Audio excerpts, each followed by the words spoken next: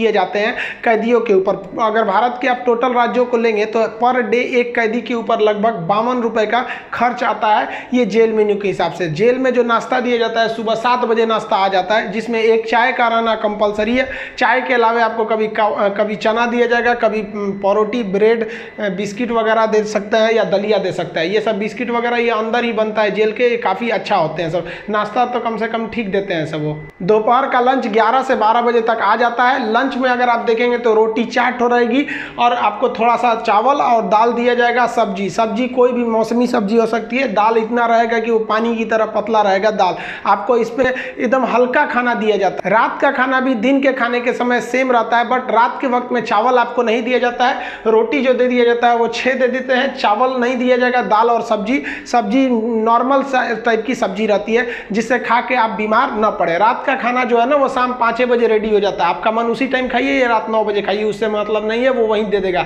रात में खाइएगा तो आपको कोई गर्म करके देने वाला नहीं है, क्योंकि कैदी ही इस खाने को बनाए रहते हैं। इस खाने को जानबूझ के इतना हल्का रखा जाता है, तेल, नमक, मसाला, मतलब एसिडिक चीज नहीं रखा जाता है, मतलब एकदम सादा दिया जाता है ताकि आप बीमार ना पड़े। क्योंकि जेल के अंदर जो हॉस्पिटल होता है बहुत नॉर्मल होता है, थोड़ी बड़ी चीज का इलाज हो सकता है। जेल के अंदर तो कई बार ऐसा होता है कैदियों को खाना सूट कर जाता है, आते हैं दुबला पतला मोटा के चले जाते हैं। कैसे कैदी यहाँ से देखिए, जेल के अंदर उसका अपना कैंटीन भी होता है, जहाँ से आप अपने जरूरत की चीजों को खरीद सकते हैं। जैसे मान लीजिए किसी को एक्स्ट्रा खाना खरीदना है तो वो एक्स्ट्रा ले सकता है, उसे लिखवाना पड़ेगा कि भाई जेलर साहब से कि भैया हमको इतना में पेट नहीं भर रहा, हमको 12 को रोटी दीजिए, तो उसको दे देगा, खाना एक्स्ट्रा दे सकता है। आप चाहते हैं कि बाहर से मंगवा दे, घर से खाना मंगा दे, तो इसके लिए भी लिखवा के मंगाना पड़ेगा। लेकिन ये क्या होता है कि आपको बार बार अलाउ नहीं किया जाएगा। खाना आएगा तो वो भी चेक किया जाता है, बार बार अलाउ नहीं करेगा। हाँ, लेकिन घर से जो मिलने उलने जाते हैं लोग, अचार सलाद उलाद का सामान दे देते हैं, क्योंकि आपको जब चटनी अचार ये सब वहाँ पे नहीं मिलता है। वहाँ जब जाइएगा तो आपको बर्तन वर्तन खरीदना पड़ेगा, प्लास्टिक के चम्मच वगैरह रहते हैं सब, नहीं तो ऐसे दे देगा स्टील का, तो घोप घाप देगा सब अपने में, सब वहाँ छाटले पहुँचता है सब। वहाँ की कैंटीन से आप खरीद सकते हैं, आपके पास पैसे रहने चाहिए, और आपकी फैमिली से भी जो सामान आता है आप उस सामान को रख सकते हैं। देखिए, जब आप जेल में जाते हैं तो जेन्युइन आप कुछ पैसे लेके जाते हैं, और अगर लंबे दिन तक रह गए तो जो आपसे मिलने जाता है वो भी पैसे आपको दे देता है। लेकिन इस पैसे का मिसयूज हो सकता है, जो आपसे सीनियर कैदी हैं सब ना, जो मरखा टाइप का छीन लेंगे सब पैसा। तो इसको बचने के लिए क्या किया गया है कि जो जेल है, जेल का अपनी करेंसी होती है। ये भारत सरकार वाला रुपया RBI वाला नहीं चलता है, वहाँ कूपन चलता है। ये कूपन जो होते हैं, आपके पैसे को कूपन में बदल दिया जाता है, तो आपकी करेंसी कूपन में बदल दी जाएगी, और आप मैक्सिमम 2000 रुपए का ही कूपन रख सकते हैं। वो कूपन आपको 2 रुपए का मिलेगा, 5 रुपया, 10 रुपया, 20 रुपए का, इसी टाइप का कूपन मिलेगा। ये आपको दिया जाएगा। अब इस पे ना एक विशेष कोड किया जाता है कि भाई आप ही के नंबर का ये रहेगा, आप ही के नाम का, तो दूसरा कोई इसको चला नहीं सकता है कैंटीन में ले जाकर। इसलिए इससे आप आराम से बच सकते हैं। ये रखेगा तो कोई भी चला सकता है। अब 2000 से ज़्यादा आप नहीं रख सकते हैं कैश। अगर कैश पकड़ा गया तो जब्त कर लिया जाता है, और आपकी सज़ा भी बढ़ा दी जाती है। हालांकि बहुत से पहुंचने जो जान पहचान वाले कैदी होते हैं सब सीनियर, बहुत व्यवहार बना लेते हैं सब, अंदर बहुत सारी सुविधाएं ले जाते हैं सब। मोबाइल अलाउ नहीं है, फिर भी अंदर मोबाइल मिल जाता है। जेल में आप जाके मिल भी सकते हैं, आप परिजन हैं तो भी मिल सकते हैं, आप उसके मान लीजिए दोस्त यार कुछ भी आप जाके मिल सकते हैं। मिलने के लिए आपको 2-3 चीज़ें चाहिए। आपको पहले उस कैदी का नाम पता होना चाहिए, पिता का नाम और किस जेल नंबर में है। इसके लिए आप ऑनलाइन फॉर्म भर देंगे तो आपको नंबर वेट नहीं करना पड़ेगा।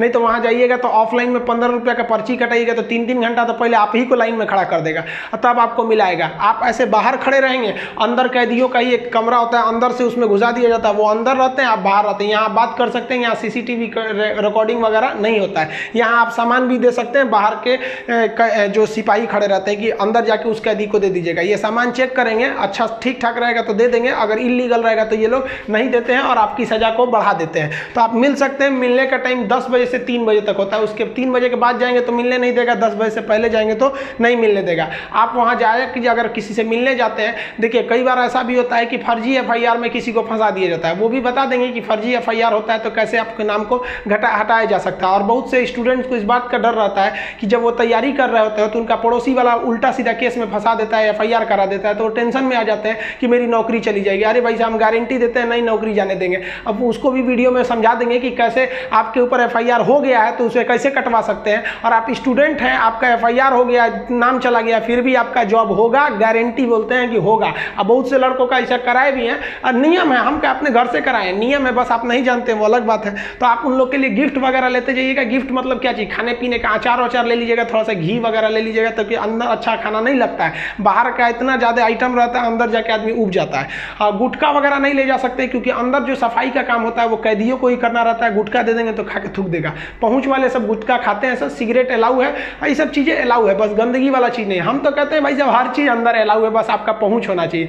अगर आपके पास पैसा और पहुँच है ना तो जेल और बाहर में कोई खास फर्क नहीं समझ में आएगा। ऐसे नॉर्मल वालों के लिए सारे नियम कानून है। अब मिलने का मतलब ये नहीं कि डेली डेली मिलने जा रहे हैं, हफ्ते में आपको 3 बार ही मिलने दिया जाएगा। और बड़ा अपराधी है तो 2 बार, कई कई को तो हफ्ता में 1 बार अलाउ करता है। और कुछ ऐसे भी अपराधी रहते हैं बहुत खतरनाक, उनको अलाउ ही नहीं करता है मिलने। तो ऑन एन एवरेज आप हफ्ते में 3 बार किसी जाके मिल सकते हैं। 15 से 20 रुपए की आपको रसीद लगेगी मिलने के लिए। जेल के अंदर स्टडी रूम होता है, वहां जाके आप आराम से पढ़ाई कर सकते हैं। लाइब्रेरी तो इतना अच्छा होता है कि उतना अच्छा इसे आपको नॉर्मल लाइब्रेरी नहीं मिलेगी। आप वहां से अंदर जाके पढ़ाई भी कर सकते हैं। इग्नू से आपको सर्टिफिकेट दे दिया जाएगा, आपका एग्जाम वगैरह भी होगा, आप वहां से पढ़ाई कर सकते हैं। सो जो आप बाहर में पढ़ाई नहीं किया मार काट करके अंदर जाएगा, लेकिन हाँ हम उसमें पढ़ते हुए भी देखे हैं। जेल के अंदर हर एक कैदी को खुद ही काम करना होता है, क्योंकि अंदर सिपाही कम रहते हैं। मार धार करिएगा, खूब पिटा जाइएगा ना तो आके छोड़ा देंगे सब। अंदर शांति से रहना चाहिए। अंदर भी, जेल के अंदर भी ना ग्रुप होता है, वो उसके ग्रुप का है, वो उसके ग्रुप का है। अगर आपको ज़्यादा दिन तक रहना है तो ग्रुपबाजी समझ जाइएगा, ना तो कुटा के आएंगे। उसमें क्या होता है, माली का काम होता है। जो जेल का कैंपस बहुत बड़ा होता है, जेल छोटा छोटा नहीं होता। अंदर जाएंगे तो एक दूसरे दुनिया है। वहाँ अंदर सब्जी वगैरह बोई गई रहती है, यही सब्जी आपको बनाने के लिए आ जाती है। कुछ अलग से भी सब्जियां वगैरह आती हैं, तो इसमें भी काम कर सकते हैं। कुक वाला, खाना बनाने वाले में भी काम कर सकते हैं। सबसे टफ यही काम होता है, सबके लिए खाना बनाओ, वो भी टाइम से बनाओ। यहाँ पर इसके अंदर कुछ फैक्ट्रियां भी होती हैं जहाँ पे आपको सोफा बनाने के लिए आता है, कपड़े सिलने के लिए भी दे दिए जाते हैं सब। और जो होली में जो गुलाल लगाते हैं अबीर, वो भी इसके अंदर पीस के बनाना रहता है। कई सारे काम होते हैं, लेकिन ये जो काम वाला डिपार्टमेंट है ना, फैक्ट्री वाला डिपार्टमेंट, ये उसी को दिया जाएगा जिसको कोर्ट ने सजा सुना दिया है। लेकिन अगर कोर्ट ने आपको सजा नहीं सुनाया, अभी आप पर मुकदमा ही चल रहा है, तो इस पर नहीं देंगे सब, आपको ये सब हल्का हल्का काम कराएंगे सब। इस काम के बदले आपको पर डे का 20 रुपया मिलता है, यानी महीने के आपको टोटल 600 रुपया मिलने वाले हैं। आपको काम करना पड़ेगा। अगर आप काम नहीं करिएगा तो बदले में आपको एक बार पैसा देना पड़ेगा। ये पैसा पर मंथ नहीं लगता है, एक के बार जाइएगा तो जेलर पूछेगा काम कीजिएगा कि पैसा दीजिएगा।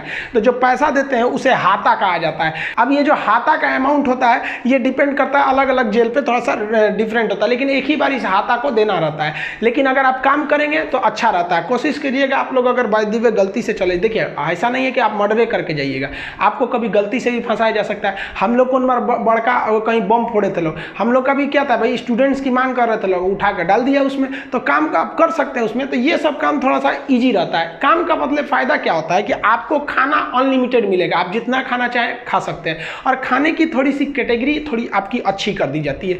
अगर आप काम नहीं कीजिएगा तो आपको खाना गिन के मिलेगा, 4 रोटी 6 रोटी, इससे ज़्यादा नहीं मिलेगा, चाहिए तो लिखवाइए वगैरह। तो काम करने वालों को कुछ अच्छा फैसिलिटी दी जाती है। देखिए कई लोग को लगता है कि जेल में ना जो एक दिन होता है वो 12 घंटे का होता है, ऐसा नहीं है। पहले अंग्रेजों के समय होता होगा ये, लेकिन अभी के समय में जो जेल का कानून है वो एक, जैसे आपके लिए 24 घंटे का एक दिन होता है वैसे जेल में भी होता है। अब कुछ लोग कहते हैं किसी को 10 साल की सजा हुई तो 5 साल में आ जाएगा, ऐसा फिल्मों में भी होता था पहले का ही तब। लेकिन अभी के समय में अगर आपको 10 साल की सजा हुई तो 10 साल बाद निकलेंगे, यानी आपके लिए भी दिन जो है वो 24 घंटे का ही है। और दूसरा, कुछ लोग को लगता है कि उम्र कैद में आदमी 14 साल में छूट जाता है। देखिए उम्र कैद का मतलब होता है कि आपको जिंदगी भर जेल रहना, आजीवन कारावास रहना है। ये 14 साल की बात क्या है कि जज ने अगर आपको सुना दिया कि आपको उम्र कैद की सजा है, तो संविधान में लिखा गया है कि अनुच्छेद 72 के तहत तथा अनुच्छेद 161 के तहत, अनुच्छेद 72 के तहत राष्ट्रपति और 161 के तहत राज्यपाल आपकी सजा को माफ कर सकते हैं। तो ये जो 14 साल का थ्रेशोल्ड बनाया गया है कि राज्यपाल और राष्ट्रपति जो है ये उम्र कैद को 14 साल से पहले नहीं माफ कर सकते हैं। तो बहुत से ऐसे लोग होते हैं जो 14 साल जेल बिता देते हैं ना, तो ऐसा कहा जाता है कि 14 साल तक किसी को समाज से अलग कर दीजिएगा तो नॉर्मल व्यक्ति जो छोटा मोटा गुंडा है उसका बाकी सबसे संपर्क टूट जाता है, तो उसे माफ कर दिया जाता है। तो जनरली 14 साल में छूट जाते हैं। वो छूटते नहीं है बल्कि राष्ट्रपति या राज्यपाल माफ कर देते हैं कि चलो यार गलती, बहुत बार तो अपराध आवेश में आके हो जाता है, लेकिन ऐसा नहीं है कि सबको छोड़ देता है। कुछ कुछ एकदम सातिर अपराधी होते हैं, उन्हें नहीं छोड़ा जाता है। तो ये 14 साल मिनिमम है कि आपको इतना रहना ही है, इसके बाद राष्ट्रपति या राज्यपाल माफ करेंगे तब समझिएगा। अब एक चीज देखेंगे कि जब जज जो होता है, जब फांसी की सज़ा सुनाता है तो दो चीज़ें इस पर ध्यान दीजिएगा। फांसी की सज़ा सुनाने के बाद वो स्याही को, कलम को तोड़ देता है। वो इस बात का संकेत है कि अब हम आपके ये जो फांसी की सज़ा सुना दिए हैं ना, हम जज होने के बावजूद भी अब इसमें कुछ बदलाव नहीं कर सकते। यानी ये कलम अब मेरी किसी काम की नहीं रहेगी, क्योंकि हम ये कलम रहने के बावजूद आपकी सज़ा में अब कुछ चेंजिंग नहीं कर सकते। इसलिए जज को बड़ा सोच समझ के फांसी की सज़ा सुनानी पड़ती है और तोड़ देता है। ये तोड़ने की प्रक्रिया एक संकेत है, ऐसा नहीं है कि उसमें तो दूसर कलम से नहीं लिख देगा। ये केवल एक दिखाने के लिए संकेत होता है। कैसे दुल्हा जाता है तो एक परछावना होता है उसका, वैसे एक तरह से समझिए तो ये। और इस पे लिखा जाता है टू हैंग टिल डेथ, लटकाओ तब तक जब तक मर ना जाए, क्योंकि